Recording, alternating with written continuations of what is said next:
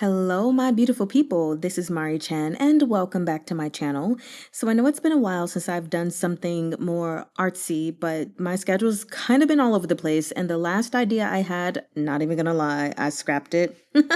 So, I didn't share it with you, but I have a new thing that I've been working on very consistently, and I just wanted to share it with you all really quickly. So, if you just take a look here, I am showing you the reference image of myself that I'm working on, and then we have a moment where you also see, I guess, my first attempt at drawing said reference image, because I am working on portraiture and just proportions, anatomy on the face and everything. And so this was my first time ever drawing myself.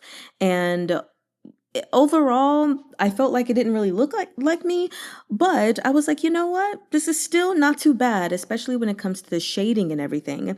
And then in my art journal, I just went ahead and tried it again really, really quickly. As you can see, it does not look the same. But honestly, that doesn't even matter. I was just trying to get my idea down of what I thought I wanted to do and then see, what would happen from there. And so I actually learned about the windmill method. I forgot who it was by, where there's a side and there's like dark, dark, dark, light, light, dark, light, light. And I tried to accomplish that on this specific image. Anyway, overall, I think it was fun and expressive, but this was just me playing around. So now the key is to actually put this into action in a full-blown painting. And so that's what you see me starting to do here. I'm officially drawing it. Now, first, what I did actually is I traced my image to take away all the noise of the colors and the background and patterns and everything. And then I sat the tracing beside me. And of course, I had measurements written in and everything. And I was like, okay, I'm going to draw this on a separate piece of paper, referring to the tracing, not the drawing. And then sometimes throughout the process, I would just put the tracing on top of my paper just to see like how close or off I was to the actual measurements and everything. And I know some people are probably going to be like, oh, you shouldn't do that, or this and that, blah, blah, snore. But sometimes, honestly, I like to obsess over measurements. It's not necessarily something I like to do all of the time, but I have found that, certain things and certain ways that we do things make a process more enjoyable, especially when it comes to certain subjects that, maybe you're not the most fond of. For example, I hate math, or I strongly dislike math, but I have a budget, you guys. And I refer to that thing almost every day and I obsess over the numbers. And it's something that actually brings me this weird, strange kind of joy when I do it. And so I have found that sometimes when I'm in the process of drawing something, whether I'm just drawing to draw or if I'm drawing it to get ready for a painting, that I like being very meticulous, even if some things are still off, of course, and grabbing that ruler and making, little marks to see, oh, the eye is 1.5 centimeters away from the hairline, or the whole head from top to bottom is 6 inches or 6.02 inches, 6.2, I think, yeah, and across is 4 point blah blah blah. Like those things sometimes are very relaxing, very therapeutic, bring me joy. And so that is actually just really what you see me doing in this portion of the video, or for the majority of the video as I get ready. Now, I was actually in a session with a friend of mine. We meet weekly for about anywhere from an hour to an hour and a half, and we just create together.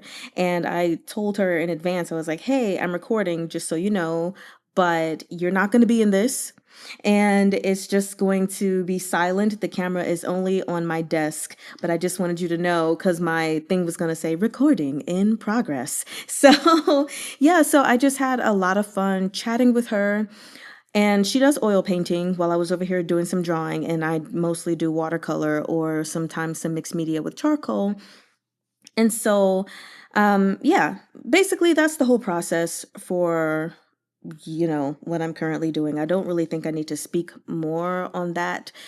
But I just kind of want to talk to you guys about my idea because one of the last things that I had spoken on in one of my, I think my first or second video, when I talked about intuitive art, which of course this isn't necessarily intuitive, this is more intentional. No, no, no. It was about how to get your ideas from your head onto paper. And one of the things I mentioned was have a plan and be okay with deviating from that plan. So the only way that you're going to be able to have a plan is if you actually start to put things in motion, put things on paper.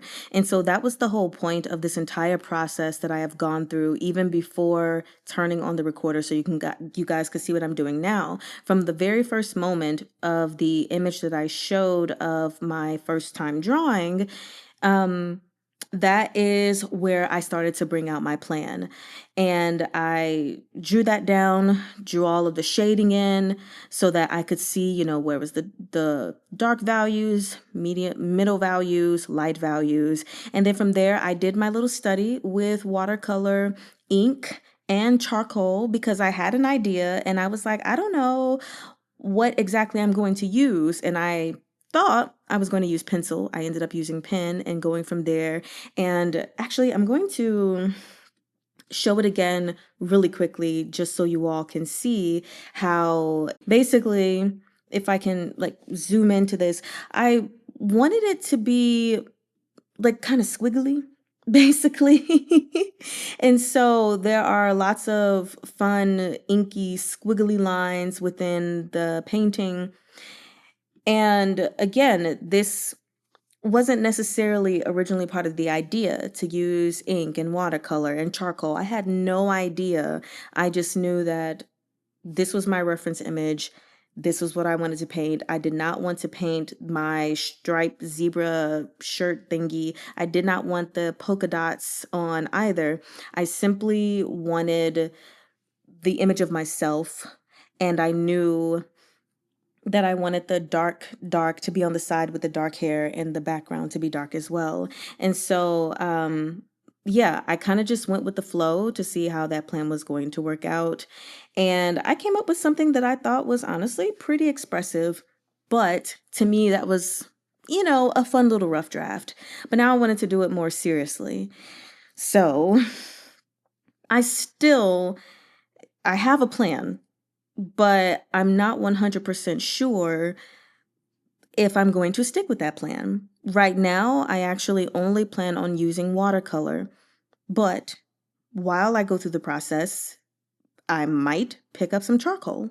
I might pick up a pen, an ink pen. And I even have the colors. I know you guys can't see them because I didn't have them on the screen, but I even have the colors that I would like to use.